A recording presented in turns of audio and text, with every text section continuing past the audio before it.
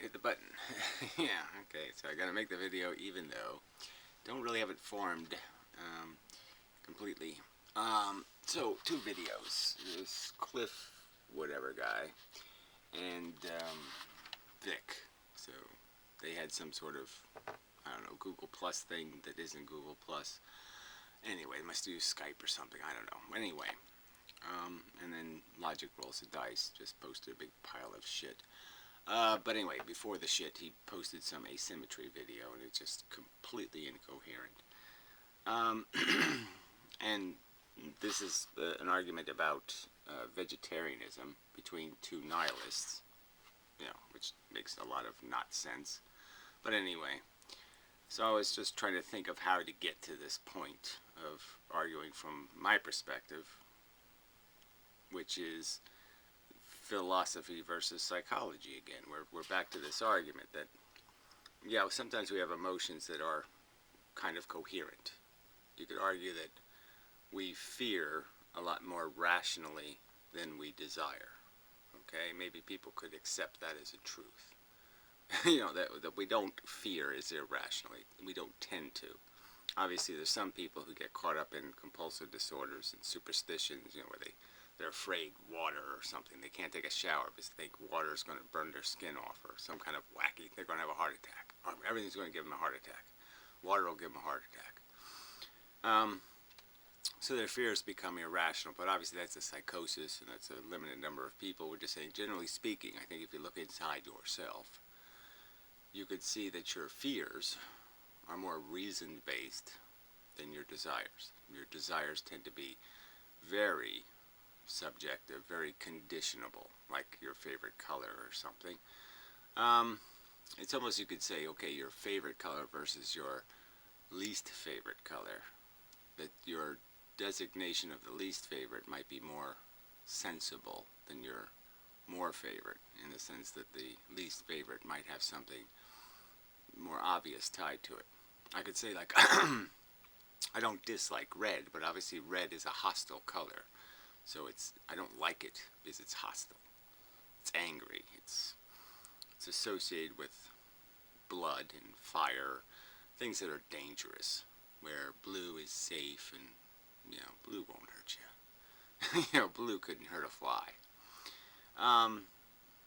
This kind of thing. So anyway, the point I'm arguing from is that, yes, I am a gorilla, I'm a monkey, I'm an emotional organism, but I understand, as my argument, that I am an emotional organism and that many of those emotions are irrational.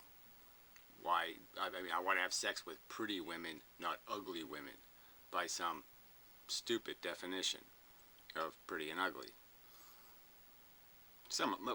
Mostly stupid. There's some symmetry involved, obviously. But even that's stupid, right? Why we prefer symmetry, as if symmetry, balance. Having your eyes line up and not be crooked. Obviously if somebody had crooked eyes, it would be like, that's too fucking weird. Or lopsided, one tiny breast and one big giant breast or something. These kind of things would just be distractions to us. Our brain would reject them because they lack this symmetry thing that we tend to like. But it's not something we do for a principle or for some logical reason. We do them for reasons that have to do with our getting through our life in the world. That it was somehow necessary that this symmetry be, that it be appreciated and valued. So we value it emotionally, psychologically, physiologically. We recognize it as correct. And we recognize something not like that as broken or diseased or incorrect. It's probably associated with disease or something. This malformation issue. So that's psychology, though. And my argument is that, yes, we can't extract our psychology, but we can be aware of it. And so then when people use words like empathy, I say, well, this is a dangerous concept. Because for many people, their empathy has no philosophical component. It has nothing. It has nothing over above it that has what's the word, contextualized, or I know I want a better word, better than conditioned it, reconditioned it, to understand the bigotries built into it. And that's why you get idiots like, the meat eaters who love their dog. Okay, just the completely hypocritical crap that exists merely because of this fact that they think this empathy emotion is a reasoned emotion. It seems reasonable. Oh yeah, it seems reasonable that I would fear harm and suffering, and that it would emotionally affect me when I see it. But obviously it only emotionally affects you in this very bigoted, extremely prejudiced way. There is no principle underlying it, and there's certainly no principle above it. So I guess my point is nature doesn't provide principles for our behavior, and that so our prejudices are keen and real, our bigotries. And the only thing that prevents those bigotries from getting out of control is philosophical, contextual understanding. And that creates a compensation for the bigotry, where we say, I hear somebody talking, and I can say, okay, let me imagine him being 400 pounds and, I don't know, drinking a beer, and, and would his words mean the same thing to me? All right, if he didn't have any style points, let's say, no style points, would his words mean the same thing? And and then when I do that imagination, I can understand, okay, so the difference is, so it's like the difference between having some celebrity you like say some words versus some celebrity you hate say the same exact sentences, read the same exact statement. And the fact is your brain, okay, will interpret it differently based on who said it. And we can know how corrupt our emotional foundation is through those simple little experiments. And that's all I'm just trying to say, look, we're monkeys trying to do philosophy. And we have to do it somewhat carefully. I mean, you have to be, we really have to always try to logically check each other. And I like when people do that to me. When they give me a logical argument, something other than, she rubs the lotion, it rubs the lotion, it's something besides, some bullshit. I like being fact-checked. And these people who are so damn hostile, well, they should appreciate it when I show up and say, wait a minute, aren't you just turning this into an emotional bullshit conversation? So here you have these nihilists who are claiming some sort of logical empiricism. I'm being super logical, and yet they'll talk about, let's have conversations about empathy, and you're just like, what are you talking about? Your logic, your nihilistic logic bullshit says suffering is not an issue. It's really not a problem. You're just being fooled by brain configurations, and so it just really is kind of a funny joke that you're all emotionally hysterical about this shit when it's all nothing. And then we're supposed to know that knowledge, and then these assholes will sit there and argue with somebody about their emotions, and you're just like, what the fuck are you talking about? You've done this big nihilist objectivism bullshit and told me that there's no such thing as value, and now you're going to argue value?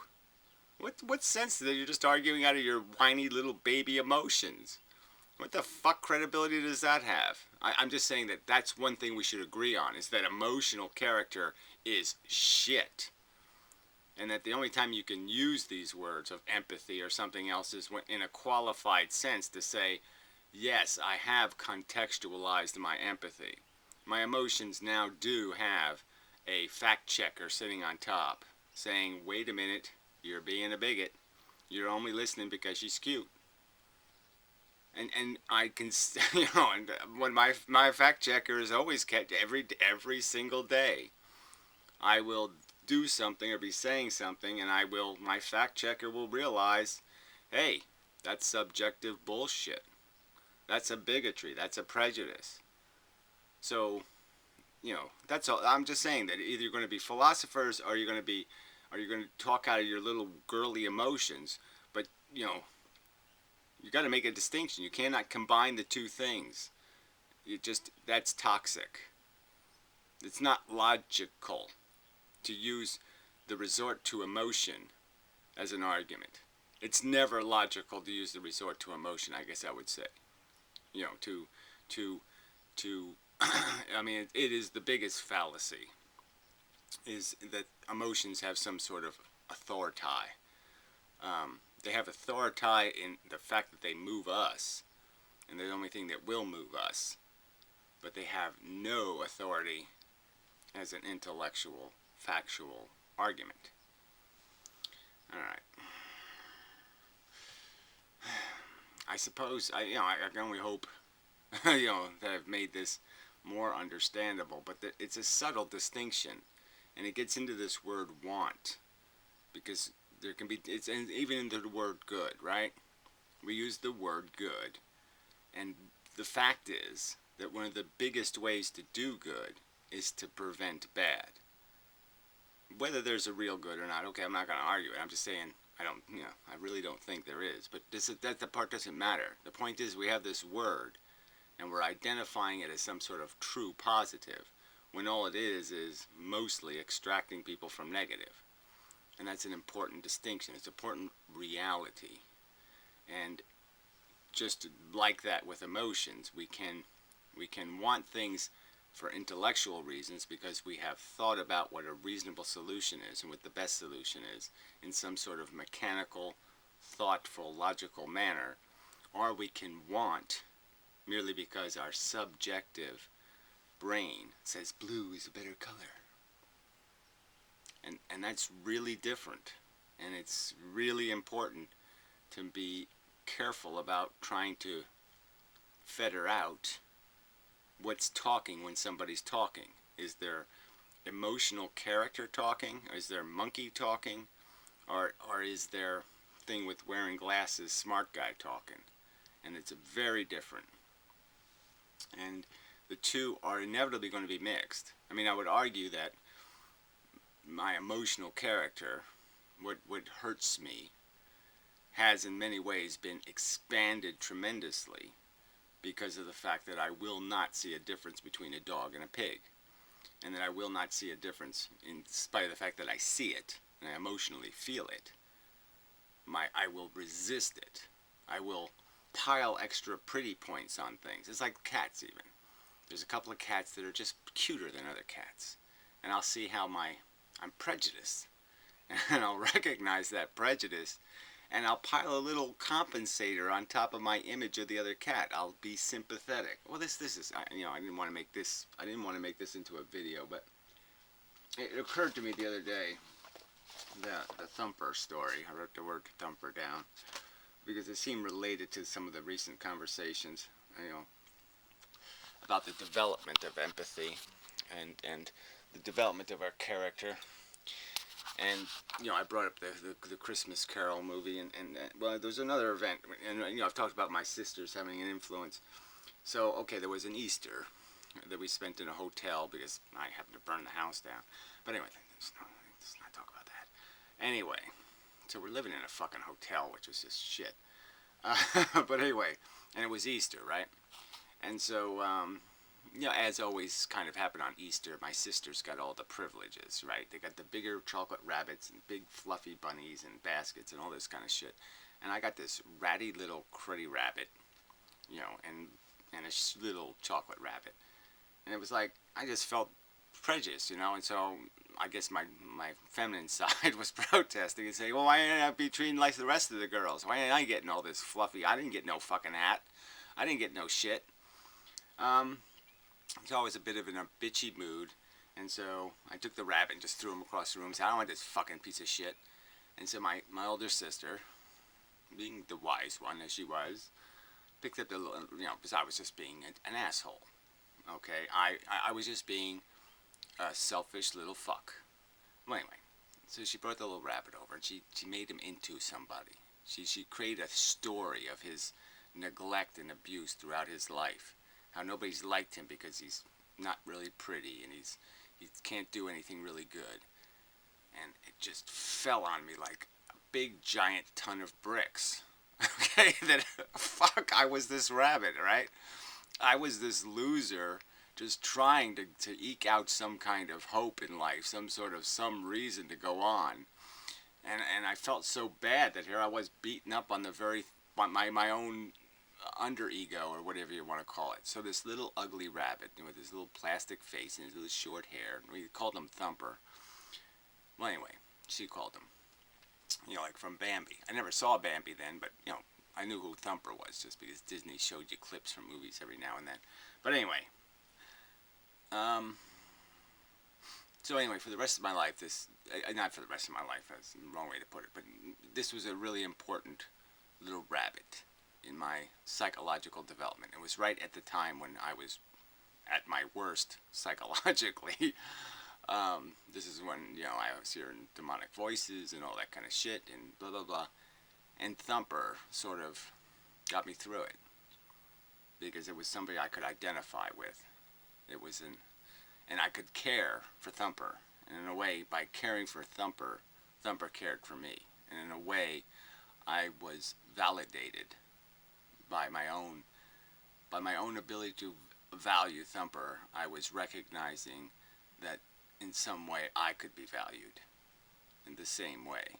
I could be seen not for my awkwardness or my non-fit-inness, but there would be something that somebody could value. And so I guess it was seeing myself. I'm just saying it was a purely psychological experience. Just whatever. But I'm just saying big in terms of me recognizing that you can't do this emotional thing. That real character lies underneath all of this crap. Okay, something like that. All right. And I'd still have I gave the rabbit to somebody who meant a lot to me, and they died of old time. Just really, but anyway, and I wasn't going to try to get my rabbit back. But it doesn't really matter. It matters, but it doesn't matter. I don't know. If I gave Laura away, geez, that wouldn't work at all. The weird thing is, I'm just saying that this is the power of our emotions. That this is the power of our personal attachments. It's really powerful crap. And it's a powerful bigotry. And that's the truth. And we have to understand. It's just a fact. You can't really have a logical conversation about how we're going to do philosophy unless one of the first philosophical tenets is be very, very careful about your emotional attachments and how much you let them prejudice your conversation. All right. And so in that context, I'm arguing with these nihilists who claim the value is not real and yet claim some value to just allowing the emotions to be the entire conversation. We should just talk about our it gave me a bad feeling. And so now it matters because it gave me a bad feeling. It doesn't matter because it's bad. No, it matters because I have a bad feeling. I don't like it emotionally. Therefore, it's bad. But if I don't dislike it emotionally, it's therefore okay or benign. And that's not right.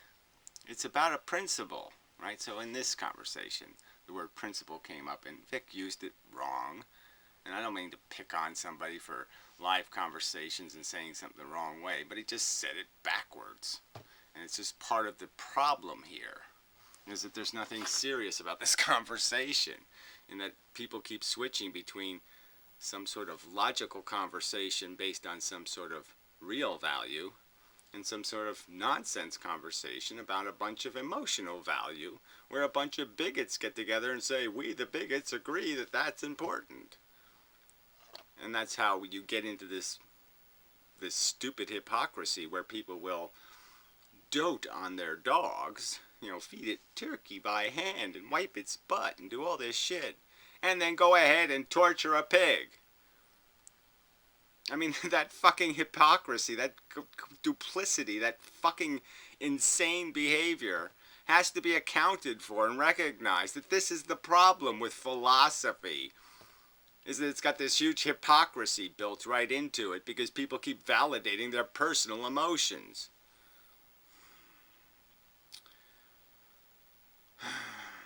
And like I said, the trap is impossible to escape, but it can be understood. And I guess that's all I'm trying to say is that you can't escape want. You can escape by having a conversation where you acknowledge the existence of want, but not what is wanted. You don't give credibility you give credibility to the fact that people do need, and in need exists, but you do not give instant credibility to what they need or what they want. That has to be legitimized. Their want doesn't. It's their right as a sentient organism, so to speak. But how they want can be judged and needs to be judged and recognized, whether they're bigots or not bigots, whether they have contextualized their desire enough to compensate, whether they have whether they've taken Thumper from the other side of the room and recognized he is somebody. Well, something like that. Alright, so anyway, whole big long video and I haven't even got to it yet. But it's not much to get to here. I mean, this is just all such crap. So anyway, we'll play a little bit of this. I'll talk a bit more about that later. I want to ask you this, really annoying. Maybe I'll do it for you. I have an interesting psychology experiment, and I can predict. Alright, so the sound is horrible, and the sync is off. I mean, I should have done Google+. More reasoning. But I'm going to give you a problem, and you have two choices. Your first choice is to brutally kill one person in the most horrible way imaginable. You're going to torture them for like 80 years straight, right? And keep them alive so they're in perpetual suffering. Alright, well, go ahead a little. Look, okay, it's a torture. People with high empathy always save the one. Okay, well, sorry. Alright, so you kill 100 people instantaneously, or you torture one. And so that's the question. Vic rationally says, okay, yeah, you killed 100 people instantaneously and you don't torture the one. Yes, that's the world you choose, because the 100 killed instantaneously just become part of the pool of the 10 bazillion potential human beings that could exist right now. They just become all the aborted fetuses or this or that or all the other potential life that doesn't exist. The Martians that don't exist. They just become 100 more Martians. Potential Martians. And there's really no harm there. There's no harm happening on Mars because there's not 7 billion Martians. I guess 5 billion we'd say because it's a smaller planet. Nothing to cry about. Oh, the 5 billion Martians don't exist. Lament. No. There's no need. So that's one of those emotional things where we're emotionally attached to this life thing, and we give it a meaning, okay, that it doesn't really deserve in and of itself. And the truth is we're all seeing our lives. I mean, I would argue that my life, frankly, is more important than the average person's life, just because I think I have more potential to answer more questions correctly and to create solutions to problems that will, in fact, prevent more suffering on Earth than most people's lives. I will leave the place better than I got it, would be my argument. I have more potential to do that than the average person. I would make that argument. And that's really the only thing that's meritorious about our life. You could argue that if he changed the scenario and said the one person, of the 100 that will be instantly evaporated, that one of them was going to make this huge contribution, cure cancer or something. And it would create this real benefit. Let's just say we didn't do it in a bad way. We did it in a good way. We cured it in a good way. Where we just didn't die of some other crap. There would eliminate a ton of wasted suffering, and it would shorten the amount of time we spend dying and all that kind of crap. So there would be a real benefit. It would reduce the average stay in the nursing home, or something, by half. So we spend, 50% less time drooling on ourselves, miserable, spinning in circles and shit in the nursing home.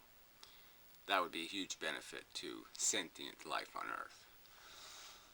So if you change the scenario just by adding value to the life, because the life is necessary to other extraneous circumstances, then you can say, yes, okay, there's value in living.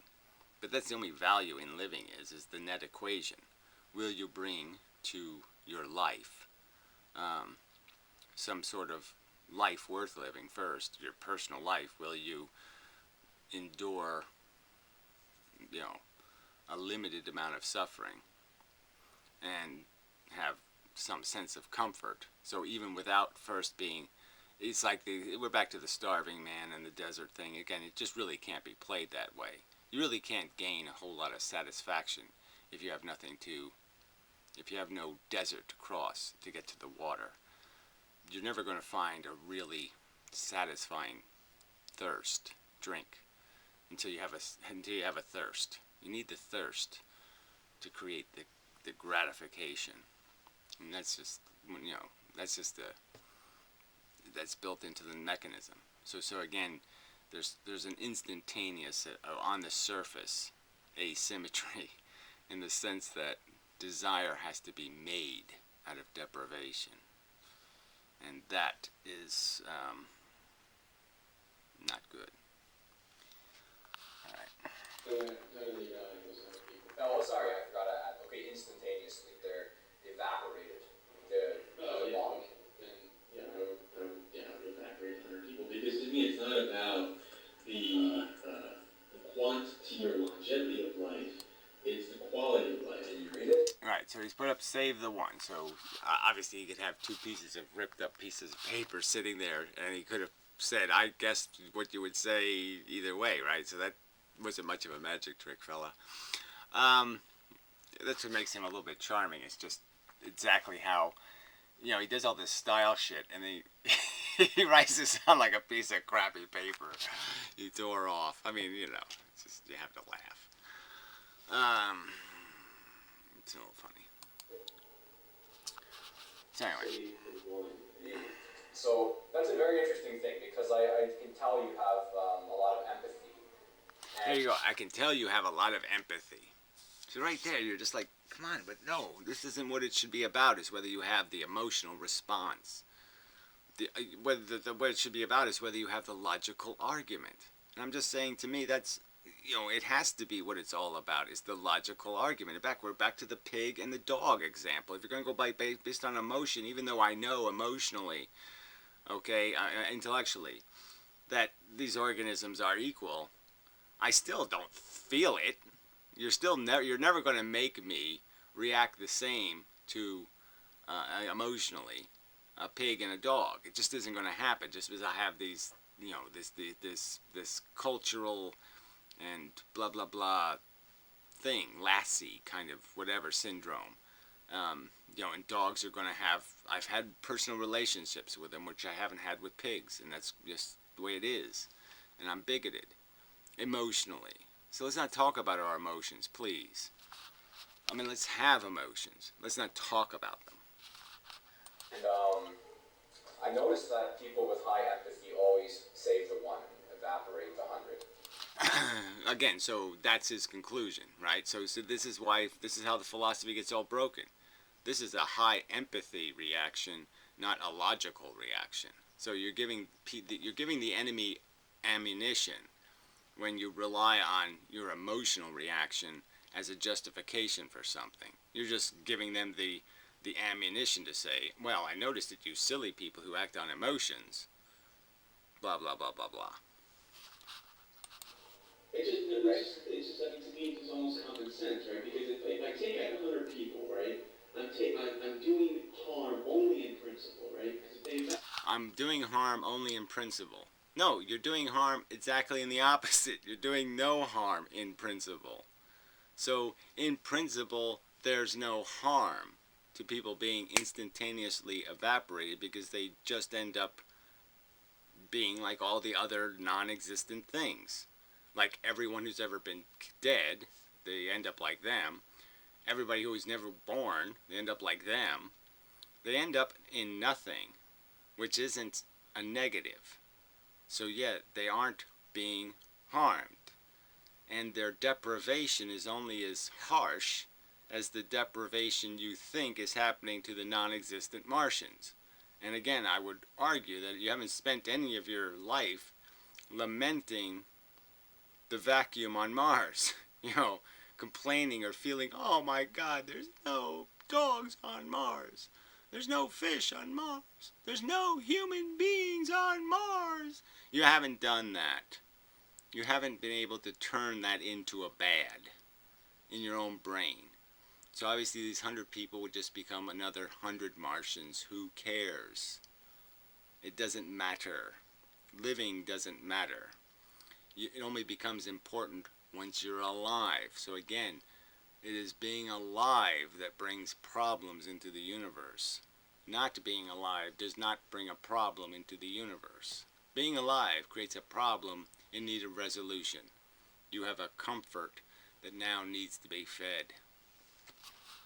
Evaporate, it's not like they're being harmed anyway. Yeah, sure, they don't get to go on to live their life. They wouldn't even know about that. So again, Vic keeps using words like harm, suffering, pain. He uses these words and then he will claim they have no hard cognitive legitimacy, that they have no real merit as words, that they mean absolutely nothing in reality.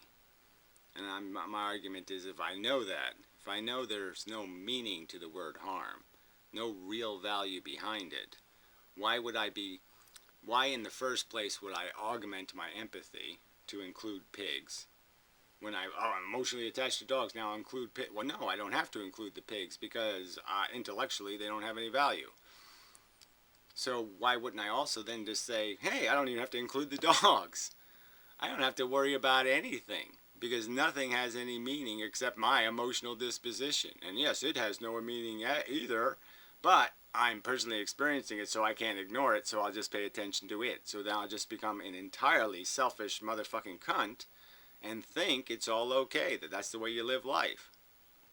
I mean, does that make any logical sense to you? It doesn't make any logical sense to me. It doesn't make any cognitive sense. I can't in any way make that make sense. It either is real, that we have sensations and they mean something, or they don't. But you can't argue both positions. You can't say your emotions mean something and yet your pain and suffering doesn't. That just doesn't make any sense. They don't exist anymore.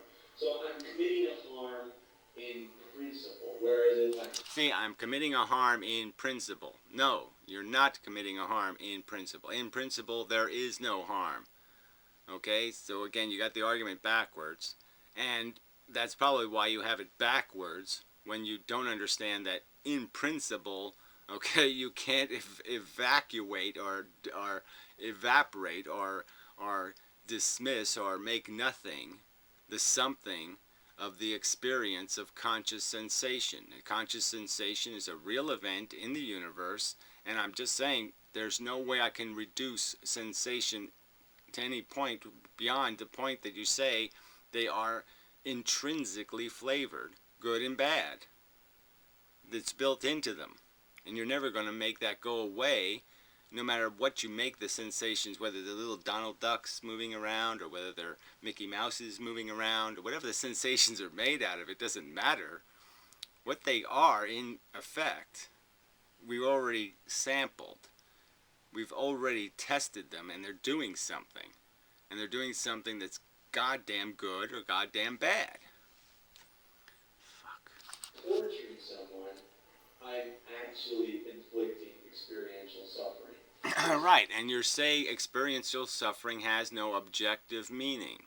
You say it has no real value, real, in the universe value.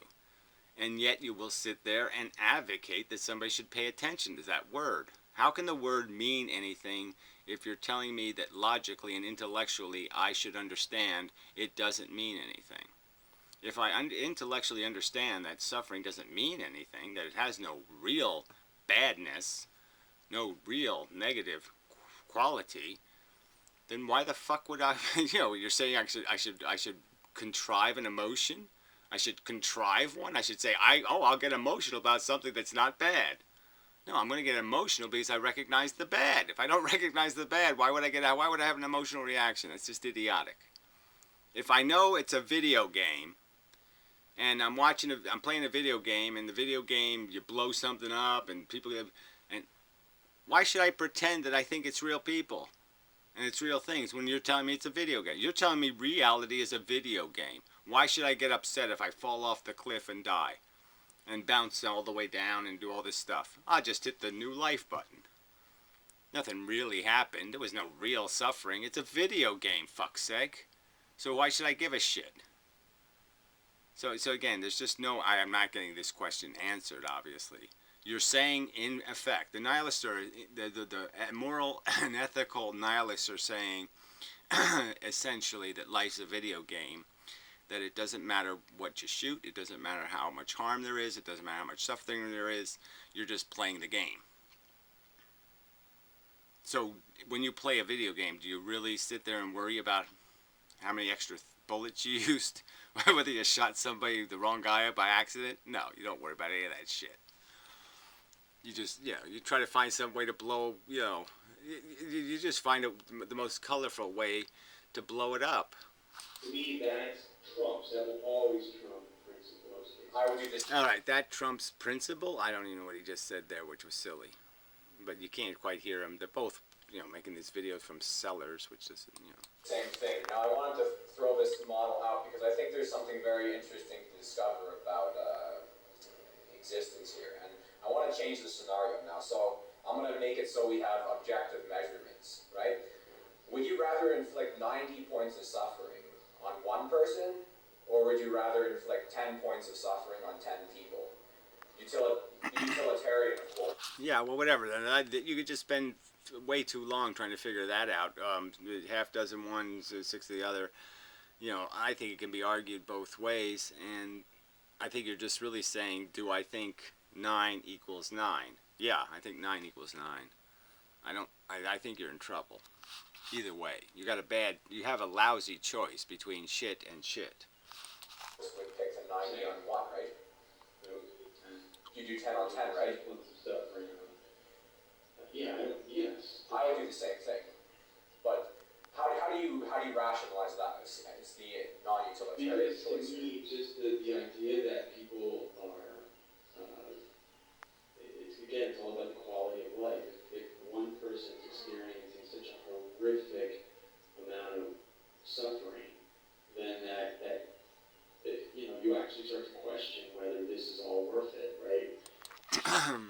Yeah, well, again, the questioning whether it's worth it, see, that's how he broke the context. Because now he's adding the context of all the 10 individuals having all their desires and their ambitions, and they're living through their life, and the 10% degrade that they're getting would be minor in terms of a relationship to that ambition. Where the one person having all the suffering, well, that person won't have any ambition, because they're just going to be totally distracted by their misery. So their ambitions are now evacuated, and all they're left with is the suffering to focus on. So the focus becomes different, but that's all that's really different is the focus. The actual amount of suffering might be exactly the same. And actually, just like last week, I was actually debating. Do you know what ethylism is? Yes. Are you familiar with inmendham? Okay. Yes. He's one of this term called ethylism. He's one of my subscribers. He subscribed to you? Yeah. Right, so they're, now they're talking about me subscribe. Yeah, so, okay, I will unsubscribe because the guy is an idiot.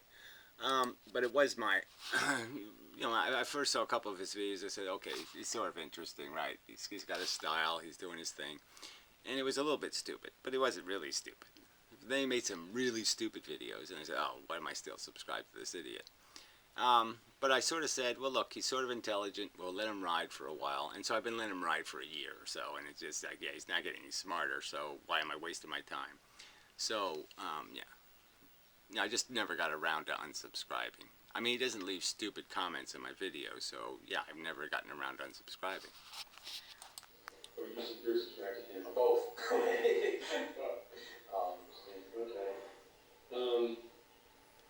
But we have a good talk about it. I'm actually surprised that he subscribed to you, because that vegetarianism logically destroyed video caused him to despise you.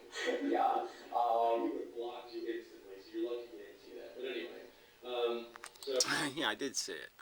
But whatever. Like I said, I said, okay, he's young, stupid. He'll figure that out. He'll figure out that he's stupid, and he'll fix it. So obviously he doesn't want to fix it. oh yeah, I'm opposed to Gary on a lot of issues. He's opposed to Gary on a lot of issues. No, I think you're opposed to me on one issue, which is I'm going to be rational, and I'm not going to care when I don't have to. Yeah, fuck you, it's idiotic. Let's care when we don't have to. What? And he coined this term, ethicalism, which is basically, he thinks that if he had a button right now, he would press it to basically cause the planet to vanish, right? Because he thinks that, the suffering in the world, the grotesque amounts of suffering in the world. Yeah, it's not compensated for by the silly ambitions of the addicts. The compulsive needers aren't ever going to be satisfied. So this is like the funny part, right? I mean, this is, to me, where it's funny. Because the nihilist thinks the ambitions of the humans has real value. The Mets are going to win the World Series in the future. It's really important that the Mets win the World Series in the future. So we have to live so we can fulfill our ambition to watch the Mets win the World Series. He thinks that's important. Sorry, that's hilarious. Do not justify the pleasures in life. Like, no amount of torture, right, can justify any amount of pleasure you can think. No amount of torture can justify any amount of pleasure. Now, see that, sorry. Okay, like I said, I'm not going to pick on it because, he's in a live conversation. He just said something backwards. But I won't pick on him. Oh, maybe I should, because that's all he does.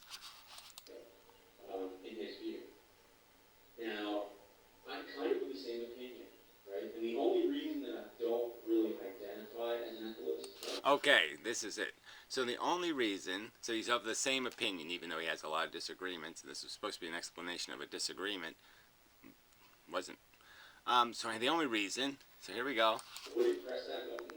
Is because I'm also very optimistic that we can solve the pain problem, right? Right, okay, so he thinks you can solve the dilemma of human ambition, satisfy desire, comfort. That you can have sustainable, wonderful comfort without creating horrible thirst or hunger, unsatisfied. That you can somehow have this balance of, God, that feels good, without first giving people knowledge of what feels bad.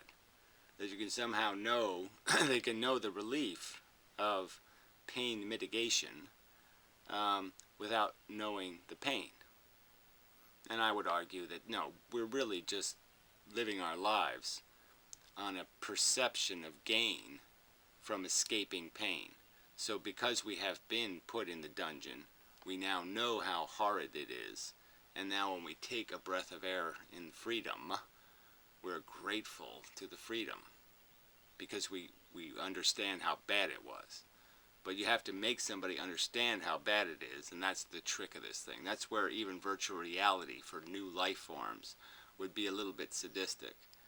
Because even in a virtual reality, you'd have to first create the perception of the dungeon in their head. They'd have to have knowledge of the bad to have appreciation for the good. And putting that knowledge of the bad in their brain, that's the danger. That's where you've broken the game. So the dumb, ignorant, religious fucks at least got that sense right, maybe, because that might be what they meant by the knowledge, the apple, biting of the fruit was you get the idea that you are first injected with the notion of the negative to be able to appreciate the the the the, the freedom, the lack of limitation, being freed of it. So, but that's all. That's the psychology. That's how the psychology works, in my opinion. That the strength of your desire will often be based on the depths of your deprivation. But anyway, he thinks because he's gonna fix. See, they point out ephilism. Ephilism is about the whole sentient community, right? The entire sentient life forms on Earth. He's optimistic that he's got a solution for sentient life on Earth. So maybe what he thinks, when we go vegan, all the animals are now going to live good, fruitful, wonderful lives, and they're not going to suffer and die anymore. And they're not going to suffer and die in preposterous proportions. 10,000 dead babies for one survivor. That's not going to happen anymore. He's going to fix that. He's optimistic. He has a plan. Yeah, I would argue he doesn't have a plan for the human race. Well, anyway, let's play a little more. I guess I'm not going to get to logic rolls of dice because this is taking longer than I thought. I think we can reduce these major causes of suffering in the world to the point where, you know, that sort of thing almost never happens. Well, that's a very good point, and I think I'm not an atheist. I can understand. I agree the same thing. If I had the button, right, to annihilate all life, I would say that's probably the moral choice. But I think in reality, it's not a practical idea because life just starts on its own. And I think life just starts on its own. No evidence of that. No evidence that neurology just starts on its own. It only happened once. Only first the neuron, and then all the animals that have neurons are all based on that one organism that got a neuron. No other thinking machine has been developed in all of evolution. So, I mean, to say it's a one-time, blah, blah, blah, no, it isn't. None of this is inevitable. None of this is certain. None of this is, oh, it's just going to happen because that's what it does. No, it doesn't do that. It does exactly the opposite. It does Mars. Mars is what the universe does a lot more of. A lot more of. If we were to just blow up the planet, right? If you blow up the planet, it's pretty much guaranteed to never start on this planet again. on this planet, yes. You might say it started somewhere in the future. Yeah. But I mean, the thing is, life just kind of starts, and it starts in a very bad way, right? It starts off as, pretty much barbarism, and I think moral. And it doesn't, it starts, and where does it end? I mean, again, I can bring up rodents. They live 3 years. Most of their babies die. I mean, it's not a good life. Progression is real with humans. I think in any sense of measurement, humans are doing better now than I think we were before. Right. So this is another one of these arguments where I'd say that's just sounds okay-ish, but if you analyze it at all, it's really not true, because as a statistical quantity, if you break it into you wanted to break suffering down into measurements of it, quanta of it. Well, if you break down human experience into moments, we're spending more moments, disabled and dying than in any point in human history. So even though we died more often in the past, you would die every 40 years where you die every 80 years now, we're still spending so much more time doing it, being disabled, being decrepit, dying of something, because we resist dying, because we just don't die quickly, expediently. We die in this horrible medical assisted way of, let's drag it out for 10 years. So we spend 10 fucking years dying. And so in a sense, the total overall quality of our conscious moments, we spend more conscious quanta moments disabled and dying than at any point in human history. That's sad. So in that sense, we haven't made the game better. In a sense, we've made it worse. Yes, we've shortened. We've just dragged out suffering. maybe made it less bad, but we dragged it out so much longer that you can't say it's better, you know, because it's so dragged out. And so it's like picking some way to die. I mean, someone would just, it's hard to make a judgment between one versus another. Falling off a building, drowning. Okay, falling off a building is really quick. It's scarier for some reason, you know, being smashed on the ground. Water seems so much more inviting, but suffocating to death is going to take some time, so that's not very appealing. I'm just saying, I think you're comparing, I don't know, rotten buffalo hoof to rotten wildebeest hoof. I mean, it just seems to me, comparing the past to the present and saying we're winning, in a sense, is, I think, just stupid, because winning would be understanding there's no winning. You're just pursuing bullshit, and you're always going to pay a price to pursue it, so you're always going to just be losers. I mean, you've made the bullshit pile bigger, but you haven't made our ability to climb any better. Something like that. So, are doing better. In some parts of the world, you know, things are actually either just as bad as they were before, or they're actually getting worse. Right, so this is the guy who's optimistic. They're just as bad as they were before, or getting worse in some places of the world, but he has optimism. He's just certain, we're almost there. We're going to get there somehow. We're going to make all this wonder and beauty. Logically based on what evidence? But I think maybe, perhaps in modern civilization, I would say that, yeah, things are probably getting better. Yeah. And in some cases, significantly better. Overall, I think. In some cases. Well, again, I mean, so you're going to parse it now. We're going to talk about, well, yes, if you're going to count ice cream on a stick, well, yeah, things are so much better. But you really can't count that, though, can you? Vegan ice cream on a stick, right? That's another video where, you know, just give it up, people. You don't need ice cream. You don't need food that feels like liver. I mean, come on. Vegan liver. No, thank you. I think the world is improving, but I agree. There's some places that are getting worse. So what's interesting, All right, so really, I mean, really, we're just alcoholic. All people are dependent on fucking all kinds of pharmaceutical drugs to just eke through their lives, and they're going to talk about how everything's so much better, which is just hilarious in my opinion. Life was shorter and you died harsher in the past, but in a sense, you were stronger. You know, I don't know, comfort levels. You know, it's hard to argue that we probably have a capacity to have more comfort. I'm just saying we don't exercise it because we allow ourselves to get caught up in syndromes where we just keep treating the symptoms, and we just end up having more symptoms. You know, one pill creates more symptoms, more pills, more symptoms, more pills, and you know, that kind of thing.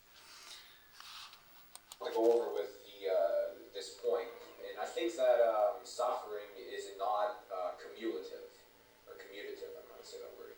And what I mean is, if I give 10. Cumulative, I think he's saying. So this is the part where it just gets silly. So I'm not even going to bother playing it because you won't hear it. And so his argument is it doesn't add up in any way. So it's all about the individual. So 10 million people in a Holocaust doesn't really matter. The only thing that matters is one, if it's me, kind of argument. Just doesn't make any sense. Somehow it doesn't add up. Somehow it's not better to have one than a million. I'll play it because it's just stupid. A lot of us look at that from, you know, an external point of view. We say it's 10 paper cuts, but it really isn't, because from each individual perspective, it's only one. There is no such thing as a real perspective that. Right. So there's no person adding it up on an adding machine somewhere calculating the 10, and he's saying it's only one person experiencing. So I guess as long as they're all experiencing it at exactly the same moment, then it's okay. Maybe his theory would go all wrong if they all had a paper cut for 10 minutes you know, for every hour.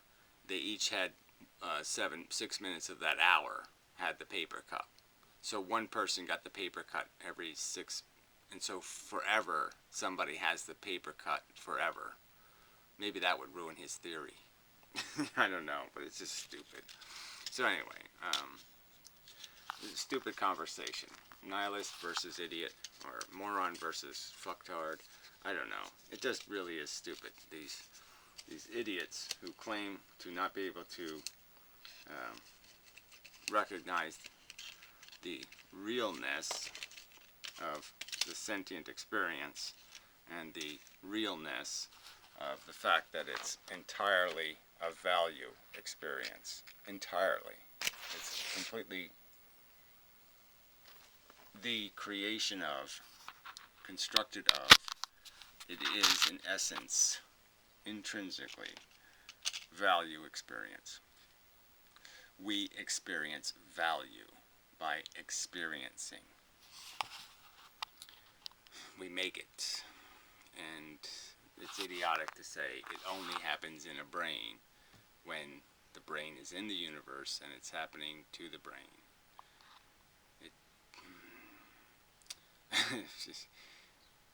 If it was a million dishwashers, you wouldn't say they're all washing the same dish. You just wouldn't. We're not washing the same dish. We're all dishwashers. We're all washing dishes. And the dishes add up. Alright, that's enough of a video. So I'll get back to the logic rolls of dice. I mean, I don't know. Maybe I shouldn't even bother. I mean, his video is just this incoherent rubbish. Now he's also saying maybe he's a compatibilist on free will. But just this whole, he did this stupid asymmetry argument, and it has nothing to do with the asymmetry of Benatar, because Benatar's asymmetry is completely dependent on there being a real bad. And so he created the real bad out of, this whole idea of personal autonomy, somehow having value. But you'd have to be somehow denied your autonomy in the world you're creating. And there's absolutely no inevitability about denied autonomy, where there's inevitability about suffering, in the sense that you sort of have to have some pain for there to be a possibility of gain. And that's the problem with life. Whereas something stupid like personal autonomy, nothing but a contrived force that would want to stop you from having it would stop you from having it if there was no real negative in the world. And again, what would the negative be made out of? Being denied your autonomy would mean you'd have a negative emotion, which means you'd have a negative feeling. So we're again back to feelings. So you really can't separate the argument from the value of the feeling experience, because obviously your autonomy being violated can only be a bad thing if you felt bad about it. Having your autonomy violated when you don't care about your autonomy, or when you're not going to feel bad having it violated.